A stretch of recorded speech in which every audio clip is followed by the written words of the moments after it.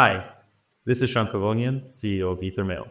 We're revolutionizing Web3 communication with tools like email airdrops, making token and NFT distribution secure, simple, and seamless.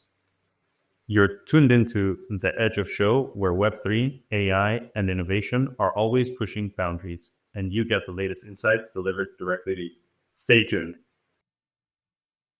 Hey, Web3 curious listeners, get ready for today's episode to uncover the groundbreaking launch of Ethermail's email airdrops and how it's simplifying token and NFT distribution for Web3 projects, and how Ethermail is bridging Web2 and Web3 while tackling security challenges like phishing and fraud in airdrop campaigns. And finally, how today's guest built and sold his first website at the age of 11. All this and more at the edge of Ethermail. Cue the intro. Welcome to The Edge of Show, your gateway to the Web3 revolution. We explore the cutting edge of blockchain, cryptocurrency, NFTs, ordinals, DeFi, gaming, and entertainment, plus how AI is reshaping our digital future. Join us as we bring you visionaries and disruptors pushing boundaries in this digital renaissance. This show is for the dreamers, disruptors, and doers that are pumped about where innovation meets culture. This is where the future begins. Welcome to The Edge of Show, featuring a variety of top-notch guests and other hosts like myself, Richard Carthon. It's another production of The Edge of Company, a quickly growing media ecosystem empowering the pioneers of Web3 tech and culture, responsible for other groundbreaking endeavors like the Outer Edge Innovation Festival in LA and Riyadh. Today's episode featured Shant, who is the founder and CEO of Ethermail, where he shapes strategy, drives product vision, and cultivates innovation. A self-taught programmer with a passion sparked early on, Shant dove into Barcelona's startup scene, quickly rising from intern to CTO by hours in just 6 months, which is extremely impressive. Over the past decade, he's crafted cutting-edge algorithms, advised ventures like Soundstage.fm, which was acquired by Audius, and balanced it all with a love for gaming, tech, exploration, and a good laugh. Ethermail is a Web 3.0 email platform that enables secure, anonymous, blockchain-based communication, allowing wallet-to-wallet messaging with enhanced privacy and user control. It reimagines email for a decentralized digital era, and we are happy to be partnering with them. So, Shant, pleasure to have you on the show. Pleasure to be on. Thanks, Richard. Of course, man. So, I mean, you guys are breaking new ground with launching email airdrops, which is a game-changing tool to simplify token and NFT distribution. And we're going to talk a lot about that in this conversation. But I first want to we can't just skim over your journey. It's extremely impressive. I kind of just want to start with how you got to the process of Web3 and then what made you decide I want to create Ethermail. So I think getting into Web3 was a little bit of a gradual journey in which things just sort of happened one step after the other.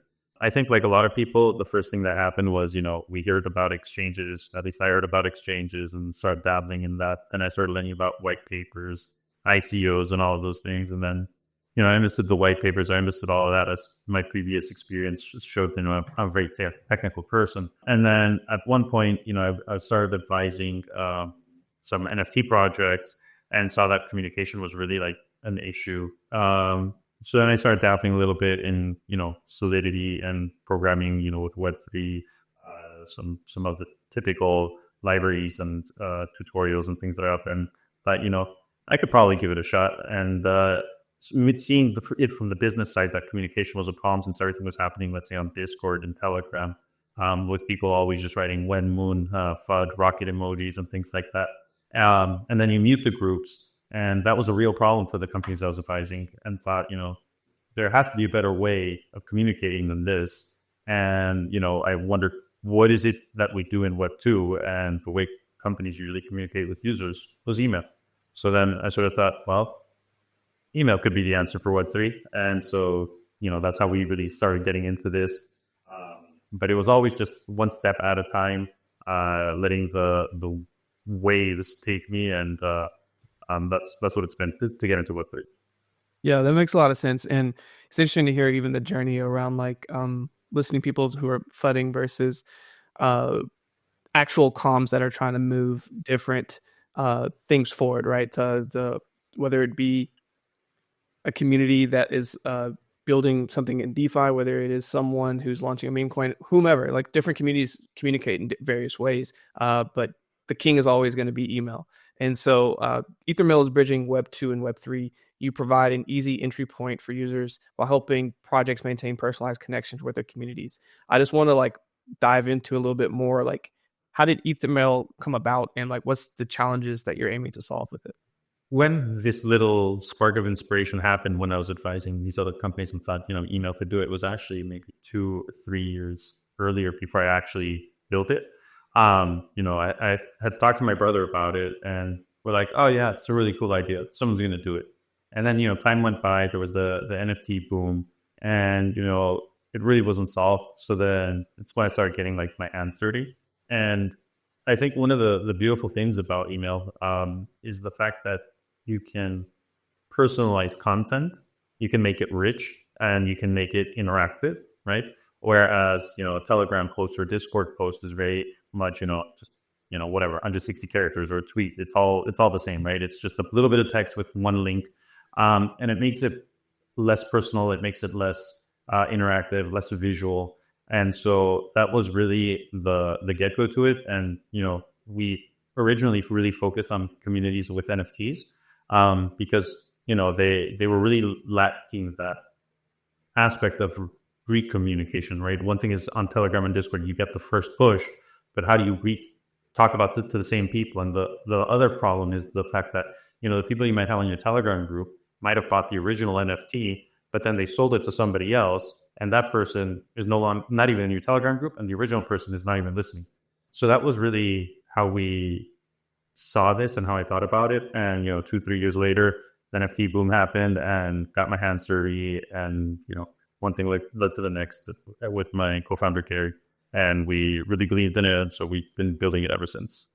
Yeah, which is really awesome. A very right place, right time type of situation. And it makes sense that, like, as you're diving into this, especially during the NFT boom around 2021, that one of the features that came out of this was the email airdrops. So for users to receive them, it requires users to have a login and claim tokens, which adds a layer of security, which, as we know, is a very important part of Web3. So, like, why did you take this approach, and how is it protecting against issues like fraud or Sybil attacks? Yeah.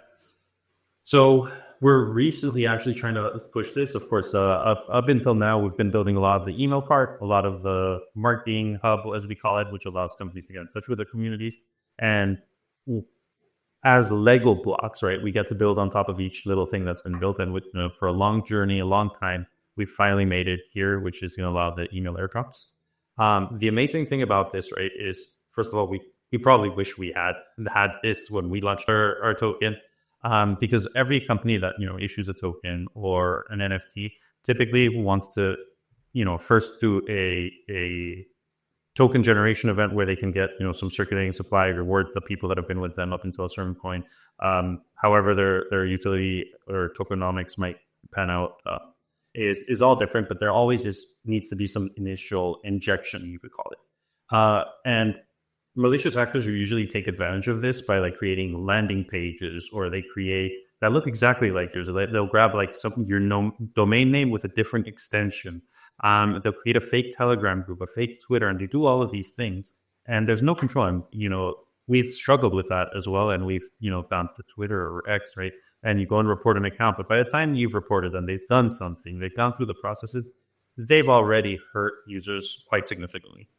So what's amazing and different about an email airdrop is the fact that, first, because emails can be personalized and it goes to each individual user, we offer a very specific banner, which is called an anti-phishing code, which consists of 3 letters and a color that you pick, right? And so the beauty about that is any email that is actually intended for you personally, it's going to have your combination. So rather than a landing page that can just look like the same thing for everybody, in this specific scenario, it's very difficult for a malicious actor to know the individual code of every single possible person. So we can start with that. Then the second thing is, because it's coming from the trusted community, like back of blockchain technologies, encrypted emails, and all of this, we can ensure the fact that, what is being sent to Richard not only visually is recognized, but technologically it's encrypted for Richard. It's signed by the original community, and all of these different things, which make it super secure with that regard. If you're lacking any of these fundamental pieces, you can sort of sniff out that, oh, this wasn't intended for me, right? Right. So this is what we do. We make it super secure with that regard, so that users can't be taken advantage and companies can feel safe with what they're doing. Additionally, when we talk about Sybil attacks or bots, it's things that we've really dealt with a lot, which is depending on how you're rewarding, malicious actors will decide to spin up maybe 1,000 fake accounts, hundreds of thousands of fake accounts, because in the end, the typical model for doing an airdrop where it's a little more like, oh well, they signed up to this list, so therefore I'm going to give them some free token or some free NFT or the right to mint the token. The problem about that is your relationship with that user as a company disappears the moment you go through the blockchain and just deposit it into their account. You don't know if they're ever coming back. You don't know if they're actually a user or a bot or anything like that. With an email airdrop, the difference is they have to log in. They have to actually now go and claim it within that unique interface that's designed for them. The message can be personalized again. So a solution that maybe is programmatically done for one type of account won't be extrapolated and done for 1,000, because each content is different. Each mechanism is different. Each email body is different. So all of this adds complexity to these types of Sybil attacks, where the effort gets reduced. And so recently, for example, we have done some airdrops since we recently launched it. And there were situations where some people never came back. So, you could have sent out, let's say 10, I think it was like, in this case, they were giving out $150 airdrop USDC for a giveaway of some sort. There were 10 people that were supposed to claim it. 6 actually did, 4 did, right? So there's something to be suspicious about those 4 that might have not. And you can then go and check their activity, empty activity. So it's kind of like a shell wallet. So in the end, you've protected the company from, this type of malicious activity where someone just tried to sign up to everything in the internet, right? Yeah. It's a saving in money. It's a cost saving, you could say. It's more secure. It's personalized. This goes in both ways for the user and the company. It helps a lot. I mean, having that anti-phishing code is definitely an important feature, because scammers are going to scam. People are going to try to find as many ways as possible to try to break the system, especially as it relates to airdrops. So, I mean, even people as considered the various ways that they're doing their airdrops, this is definitely one path to consider, just from a security standpoint, and having actual data that you can go back and potentially rely on. But one of the other aspects of this email airdrops is the no-code email-based approach. How is this opening the door for projects and users that don't have a super technical expertise? Yeah, that's a great question. So the way we've sort of designed our community management section, which is our marketing hub, is made for marketers, right? Rather than technological profiles. And with marketers in mind, then it's more like, you just click and fill out the information that you're interested in, rather than having to, go into the zeros and ones or the libraries on the code. So we made it really friendly that, any marketer with minimal Web3 knowledge, which is basically doing a transfer, can pretty much do this without any issues and get real-time updates, knowing how many people have opened their emails, knowing how many people have claimed the airdrop, knowing how many people have clicked on the link, which is normal for a marketer. We've made it just because we're using email technology, which is like a 30-year-old technology, with blockchain technology, which is relatively new. We're fusing these two worlds, which is a very interesting intersection. And the fact is, since most people are accustomed to email, this feels kind of like second nature. So we've managed to pull that off. Yeah, it's very helpful. And I think a lot of people, just in the sense of using no code technologies like drag and drop for websites or for potential apps that they're trying to make, etc., having a similar user interface is very helpful, because you're already using frameworks that people are familiar with. But one of the other things I think is cool about this is that projects can customize their airdrops, manage engagement, and even recover unclaimed tokens. Which for some people, like you said, for if you just have an address and you put the token there and then it's just dormant, like what do you do with it, right? So like, how do the capabilities that you've made help Web3 business save time, cut costs, or increase participation? Yeah, exactly. The claiming, right, is a very good feature because I mentioned in the previous example, they had given it out to 10, 6 claimed. So, if there was, I think, 150 per person, there were 4 left, you have an extra amount there, you multiply it and maybe it's $600, right? So these $600, the company could save it just by, we did this in secure mechanism, we did the distribution. Now, for whatever reason, maybe this bot, this person, they chose not to take it. Okay, we can recover it because it didn't just go into an account that maybe even the user was real but lost their private keys. These things happen. So because that happens, right now, what should have the company done? Just given it to a lost account. So this feature of reclaiming their funds during the airdrop, after the period of time, it allows them to be able to ensure, well, look, it didn't work out. We can try and send it again or get in contact again, or we can send it to other users. So it allows for flexibility, which we all know blockchain is more an immutable state that nothing can be changed.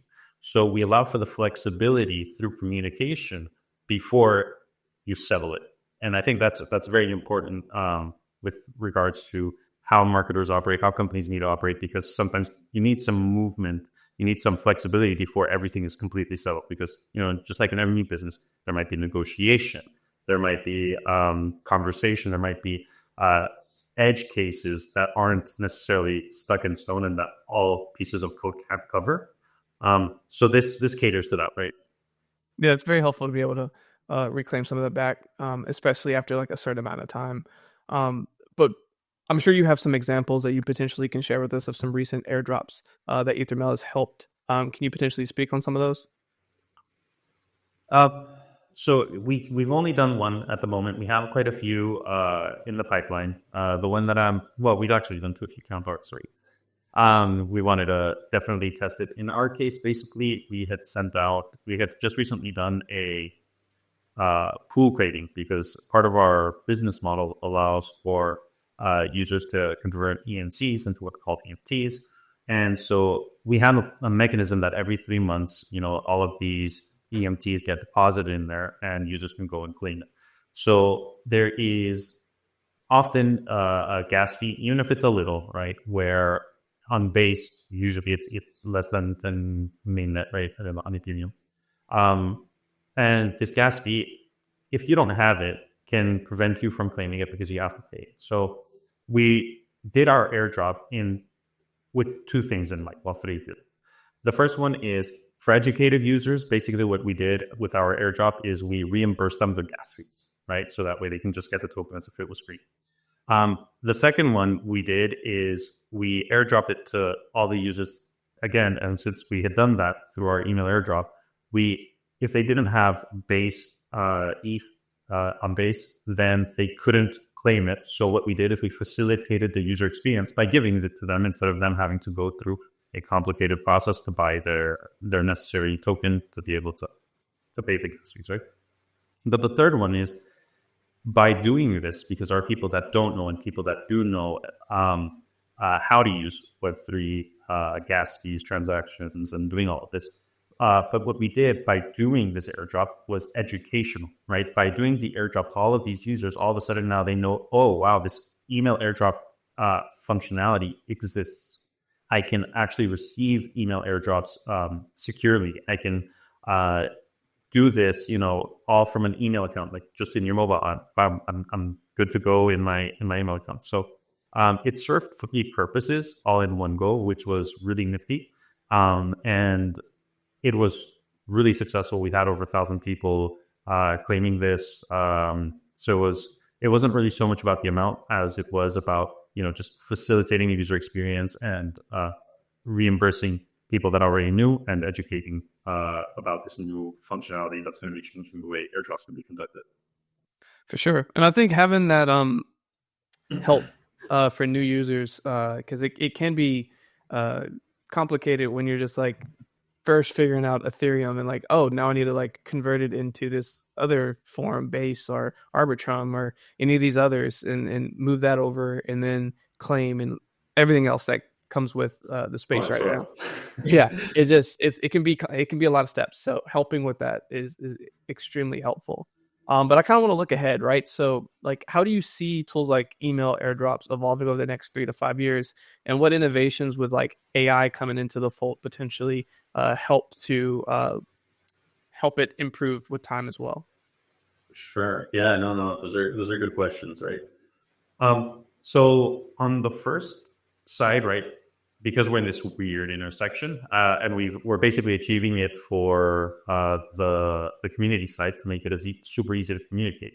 At the same time, we're making it very easy to digest and navigate the Web3 space with Ethermail for users Web3 and Web2 alike. So a lot of our functionality is oriented towards this. And so our goal is to make the experience, again, as easy as possible. So email airdrops, in terms of an experience, it's basically as easy as accepting a Google invite on your account, on your Gmail account. You just click sort of accept. So that's what we're doing there. Right now, it supports ERC20 tokens. In the coming weeks, you're going to be seeing NFT airdrops as well. So that'll be up and coming. But ultimately, our goal really very much is about allowing and getting a Web2 experience in Web3. One of our new initiatives actually is the sign in with Ethermail, which allows you to have, a very simple experience with logging in and navigating the space.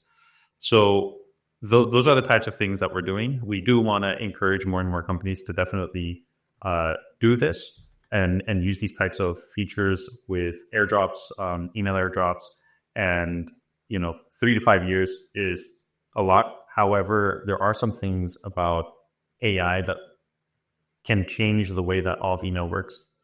So, especially with the intersection of blockchain, right?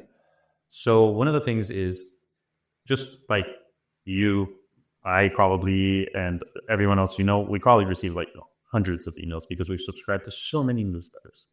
One of the things that Ethermail does is we have a privacy wall, which allows you to change settings, who can actually write you. So it's a little different to like Google or any other platform where everyone can write you. And then you choose who can't write you. In our case, it's nobody can write you unless you say otherwise. So it's kind of like the inverse approach. It's not perfect, but it helps with the secure side, especially about the Web3 space, right?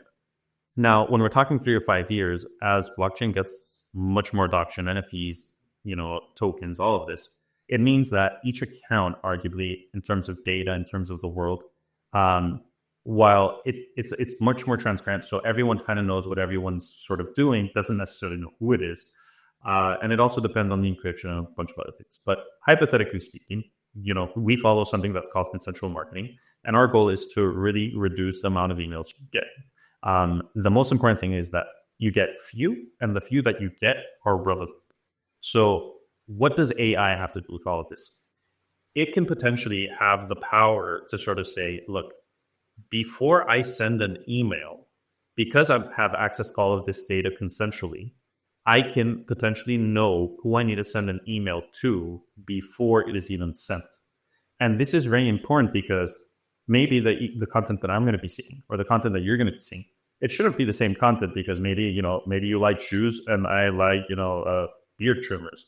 I shouldn't be seeing ads for both things or some sort of marketing. It should be more relevant. Right.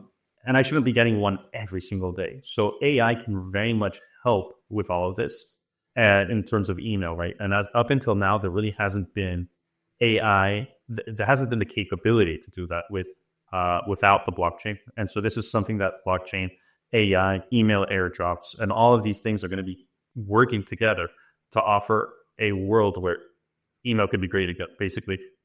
Yeah. That future sounds good to me. I think it having things be more tailored, but also keeping out absolute junk, I think is the happy spot. To your point of just email boxes. I'm one of those like net zero emails. Like I don't like to have just inboxes there, but it also makes you have to sift through a whole bunch of stuff that's just crazy and Zero count. It's a mission. Yeah, it's a problem. So having ways to solve that is I'm definitely keen to. But as you kind of think about like technology and where it's evolving to, how is Ethermail striking the balance between like maintaining authentic human connection and having conversations that still translate in Web3? So human contact and connection is really important. And the fact that, we are working towards some mechanisms that sort of de-incentivize bots is a good starting point, right? Because at least it's making sure you're talking to a person rather than a machine, which, in this space, we're strife with machines, just the number of transactions. There's things like, people trading amongst themselves because they're doing nefarious activities to just try and hide their origins. There is, Telegram groups, spend pump and dump groups, and it's just riddled with things. It's the Wild West, right? And so our starting point is that our goal is to make sure that you're talking to humans. And so that's, again, the concept and spirit of email airdrops. It's part of it. And so what we really hope for is, the first fact is humans. The second one is personalization, tailoring, because the message that each one of us wants to receive should be different. And the third one is email allows peer-to-peer communication, right? Whether we choose to use it or not in that way is a choice, right? We've taken personal conversations into chats.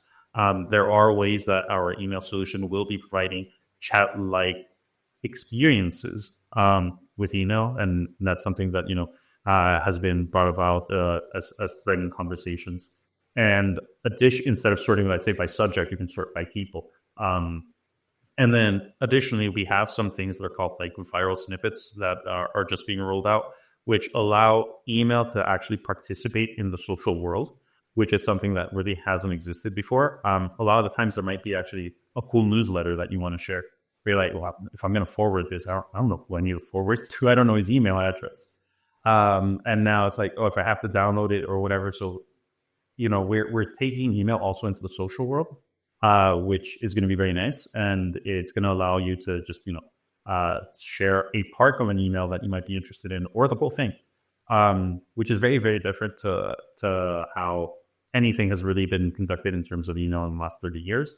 And, email still is relatively quite human. Of course, there are automations and there are all sorts of other things, but our goal is to really encourage the social, the not talking to machines, and that you have control and privacy, and it's all encrypted approach to this. I think leaning into keeping it human while also keeping it secure is very important. And it's good that this is a focus and continue to be leaned into. So 2025 is already, at the time of this recording, we're towards the end of January of 2025, and it's already the year's already starting off pretty strong. As you look forward into the future of Ethermail, do you have exciting updates that you can share, or what do you see on the horizon that you're able to share now? So our biggest thing right now that we're really pushing is really the sign in with Ethermail. We're talking to a lot of partners. This is a cornerstone of making Web3 accessible for the Web2 world. And so this is probably going to be one of the most exciting things for 2025 for sure.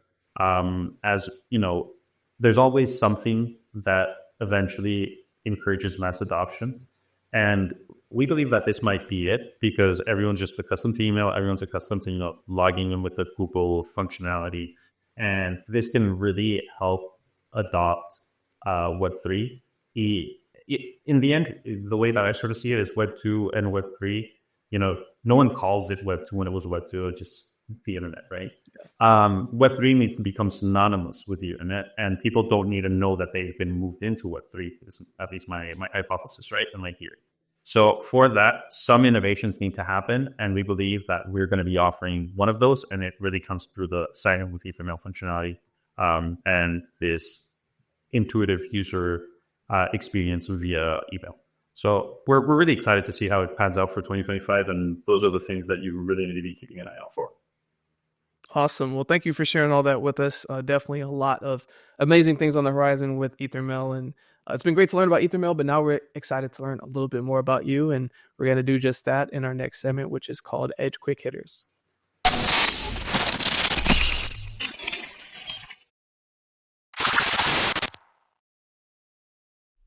Let's take a pause to shout out one of our favorite partners. For tech innovators facing legal challenges, Zuba Lawler is your go-to law firm. They focus on understanding your technology and business model before addressing legal requirements. Specializing in blockchain, AI, VR, AR, quantum computing, and more, Zuba Lawler offers expert guidance in capital raising, IP transactions, M&A, litigation, and compliance. Visit zuberlawler.com, that's ZUBERLAWLER.com, for cutting-edge legal solutions. Edge Quick Hitters are a fun and quick way to get to know you a little better. There are 10 questions, and we're looking for a short, single, or few-word response. But feel free to expand if you get the urge. Are you ready? Yeah, sounds good. All right, let's do it. What's the first thing you remember purchasing in your life? Oh, that's probably a complicated one. If it's got to be quick, maybe let's say, I don't know, I think I really didn't really buy stuff. I think I spent more on arcade machines. Hey, that's fair. Hey, playing the arcade games, that's fair enough. I definitely spent a lot of money on arcades myself. What is the first thing you remember selling in your life? Selling, I think it would be like actually a website. I sold a esports league website when I was probably like 11. I had built it very young, programming as you know, and so I was freelancing and built a esports league website and sold that one. Gotcha. No, that's super exciting. That's so cool that you did that so young too. That's highly impressive. So, what is the most recent thing you have purchased? I would say it has to be a smartwatch, Samsung Galaxy, I think. Nice. It's important. Recently, as a father, you don't have two hands free to do things all the time. So just being able to speak to it. Yeah, super clutch. You enjoying it so far? You like it? Yeah, it's good. It at least gets all my to dos, and when I'm thinking about Ethermail, it goes in there. Gotcha. Great. What is the most recent thing you've sold? Sold. That's fun. Probably I would say, probably in the context of selling to sell much, it might be the soundstage metaverse that I did with my brother. Gotcha. Which was a great acquisition. So congrats on that again. Yeah, no problem. What is your most prized possession? My most prized possession at this moment, I would definitely say it's my family and my recently born daughter. Congratulations on that, and a great answer. If you could buy anything in the world, digital, physical, service, experience, etc., that is currently for sale and money is not an issue, what would you buy? A theme park. I think a theme park would be the answer. I love theme parks. The trails. Yeah, I love a good roller coaster, man. All right, what part of the theme park like is your go to? It's like you're looking for the roller coaster thrill, or you're looking for like a water like theme park, all of it like. So there's one here in Spain that's really good. It's called Portaventura. It has shows and which is great for like family enjoyment and for people that don't want rides. But then it also has some like really good adrenaline rides, and just the hearing of people yelling is enough to enjoy it. I mean, for me, it's the aspect of being in a place that's different than, let's say, the city, and so being in you're sort of outside of reality for a while. It's a secluded environment that's just a lot of fun. Yeah, and everybody's there to have a good time, and exactly like a Six Flags or I don't know. Yeah, no, for sure. That was a first. I wanted to dive into that a little bit more because I don't think I've heard that on the show before, so I like that. If you could pass on one of your personality traits to the next generation, what would it be? My perseverance. I think that's what I would do. And on the opposite side, if you could remove one of your personality traits for the next generation, what would it be? it goes hand in hand with perseverance, but I think it would be ego. So I don't know if I would be persevering as much without my ego, but if I could, that's probably what I would get rid of. Got it. Yeah. Um, what did you do just before coming on the podcast? Just before I was working and cranking hard, trying to find and improve an aspect of the Ethermail platform, so that users and companies could be happy. Nice. And what are you going to be doing right after? Oh, probably gonna have dinner. It's pretty late here, and maybe watch Lord of the Rings. No, I have to watch Vikings. I'm gonna be watching something with my wife, so it's gonna be Vikings. Nice. Love it, man. Hope you enjoy it. Hope you enjoy your dinner. I recently rewatched all of the Lord of the Rings because I took a trip to New Zealand and I wanted to like watch it before potentially going and seeing the things, and it was great. So Excited for you. I actually met my wife in Australia. She's French. I'm Spanish from the US, but so I wanted to go to New Zealand. Couldn't make it. Yeah. Oh, whenever you get the chance, definitely recommend. It's a good time. So we always finish with the bonus question. And because you have done a lot of coding in your life and have built a website at 11 years old, what is one of the most complex things that you've ever built that like it was like at the end of the end result for the user experience was probably very minimal, but to like solve that problem was extremely hard. You get what I'm saying? Yeah, I do. Oh, there's two that come to mind. One is actually like in buy hours. Back when I was there, maybe it's not 10, 15 years ago already. One of the things was which is ridiculous, but when you go to do like a checkout and you try and see a hotel room and try and find certain things, buy hours actually specialized in having packages of 3, 6, 9 hours. So the possible combinations and permutations that you could have in all of that to get possible availability, because each hotel was different and stuff, was very difficult. And so we had to come up with a proprietary algorithm that spit that out in 300 milliseconds. So when you came onto the website, you could already see everything without a loader.